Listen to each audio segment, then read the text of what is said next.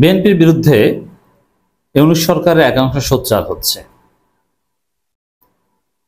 এবং রাজনীতির যে হিসাব নিকাশ, এতে বিএনপি রাজনীতি থেকে মাইনাস হয়ে যাচ্ছে।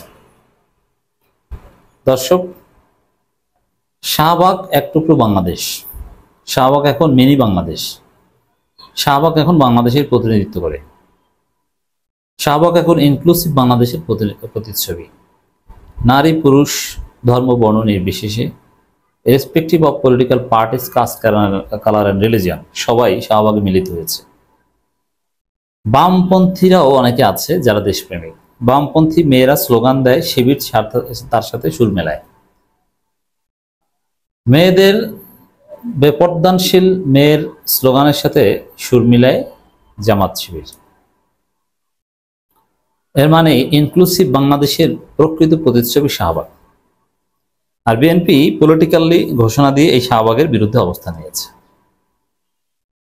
এখন ছাত্র জনতা স্পষ্ট করেছে, এমনকি খালেদা জিয়াকেও একটা কঠিন ধরা দিয়ে দিয়েছেন পিনাকি ভট্টাচার্য এবং শারজিস ওসমান হাদি এরা, যে খালেদা জিয়া যদি আসতেন, খালেদা জির অপেক্ষা। এখন খালেদা জিয়া তো আসবেন না, খালেদা জিয়া না আসলে খালেদা জিয়াও পেলেন, বিষয়টা এরকম হলো। এই গেম কিন্তু খেলা হয়েছে এখানে। তো এখন বিএনপি বিরোধিতা করা শুরু করেছে শাহবাগের, যে বলছে না এটা ওটা শাহবাগ, ওটা শাহবাগ, এই শাহবাগ আর ওই শাহবাগের সাথে তুলনা করছে। 13 সালে শাহবাগ আর 25 সালে শাহবাগের সাথে তুলনা করছে। আমি একটু পার্থক্য করি। 13 সালের শাহবাগ ছিল জয় শ্রীরামের শাহবাগ, 25 সালের শাহবাগ নারায়ে তাকবীর আল্লাহু আকবরের শাহবাগ। 13 সালের শাহবাগ ছিল গাঞ্জা খাওয়া এবং ইয়াবা খাওয়ার শাহবাগ, আর 25 সালে শাহবাগ হচ্ছে নামাজের ওয়াক্ত হলে আজান দিয়ে রাজপথে আল্লাহু আকবার বলে নামাজে দাঁড়িয়ে যাওয়ার শাহবাগ। 25 সালে শাহবাগ হচ্ছে মুফতি কাজী ইব্রাহিম এসে হাত উঁচু করে পতাকা নাড়ানোর শাহবাগ। কোন গাঞ্জাখোরদের শাহবাগ এই 25 সালে শাহবাগ না। সব শ্রেণী পেশার মানুষ আছে এখানে, বামপন্থীরাও আছে, ইসলামপন্থীরাও আছে, ইনক্লুসিভ শাহবাগ। তো দর্শক, এই জায়গাটায় বিএনপি যে এখন ভারত বা আওয়ামী লীগের পক্ষে অবস্থান নিয়েছে, এটা জনগণ বা ছেলেরা বলছে, অথবা এই হাসনাত, শারজিস, ওসমান হাদি এদের বক্তব্য থেকে স্পষ্ট বোঝা যাচ্ছে। এবং এদেরকে মূলত বিএনপি যে নেই, বিএনপি ছাড়া সবাই আছে, মানে এটা ওখানে বলা হচ্ছে, বড় বড় নেতারা, শাহবাগের নেতারা বলছে এগুলো। এখন কি হলো যে একখণ্ড বাংলাদেশ বা মিনি বাংলাদেশ বা শাহবাগকে আমি বলি পার্লামেন্ট, যেখান থেকে বাংলাদেশের রাজনীতি চূড়ান্ত ফয়সালা হবে, ওই জায়গাটার প্রতিপক্ষ হয়ে উঠেছে বিএনপি। তাহলে বিএনপি রাজনীতি মাইনাস হবে না, তাহলে হবে কার রাজনীতি মাইনাস? বুঝতে পারছেন? তো দর্শক, সরকারও বিএনপিকে খোঁচা দিচ্ছে। এর মানে বিএনপি শাহবাগের শত্রু, বিএনপি সরকারের শত্রু। সরকারকে বিএনপি সহযোগিতা করছে না, সব জায়গায় বিএনপি ধরা। আওয়ামী লীগ নিষিদ্ধ ইস্যুতে তথ্য উপদেষ্টা কয়েকটি কথা দেখেন। তো এখানে কার্যত বিএনপিকে কঠিন খোঁচা দেওয়া হয়েছে।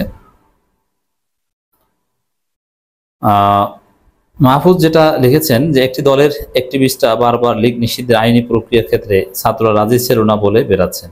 মিথ্যে কথা। ক্যাবিনেট প্রথম মিটিং ছিল আমার, আমি স্পষ্টভাবে এই আইনের অনেকগুলো ধারা নিয়ে প্রশ্ন তুলেছিলাম। তার মানে কি? বিএনপি মিথ্যাচার করছে। এর অর্থ হচ্ছে বিএনপি মিথ্যাচার করছে। তো বিএনপি মিথ্যাচার যে করছে এটা দেখিয়ে দিচ্ছে সরকার।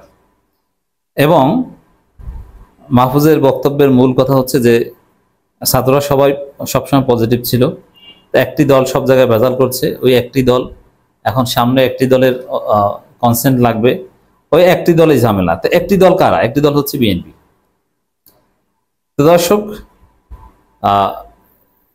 ডিসেম্বর থেকে সহযোগিতা করেনি সরকারকে, আবার তারা এই করেছে সেই করেছে। এই যে কথাগুলো বিএনপিকে সব জায়গায় ধরিয়ে দেওয়া হচ্ছে, বিএনপিকে দোষী সাব্যস্ত করা হচ্ছে, এবং ওই একটি দল যদি এই করে সেই করে বা একটি দল যদি ভুল করে তাহলে তাদেরও পরিণতি হবে ওইরকম, এগুলো বলে দিচ্ছে। এমনকি জামাত নেতা শফিকুল ইসলাম আজিজুল বারী হেলালকে দেখেছেন না, একদম ধরিয়ে দিয়েছে যে আপনাদের পরিণতি কিন্তু আওয়ামী লীগের মতো হবে, কারণ এই রাজাকার 71 পরাযুক্ত শক্তি এইসব কথা বলেই হাসিনাকে পালাতে হয়েছে, কিন্তু এগুলো এখন আর মানুষ খায় না। এখন এই বিএনপির যে কথা বা বিএনপির যে প্রপাগান্ডা, এগুলো মানুষ খায় না, এটা সরকারের পক্ষ থেকেও বলা হচ্ছে। এমন এই যে এখন পর্যন্ত আওয়ামী লীগ নিষিদ্ধ হয়নি, রাজপথে নামতে হচ্ছে গরমের মধ্যে, এগুলোও কিন্তু এই জন্য ওভারঅল বিএনপিকে দায়ী করে সরকারের পক্ষ থেকেও ইঙ্গিত দেওয়া হয়েছে।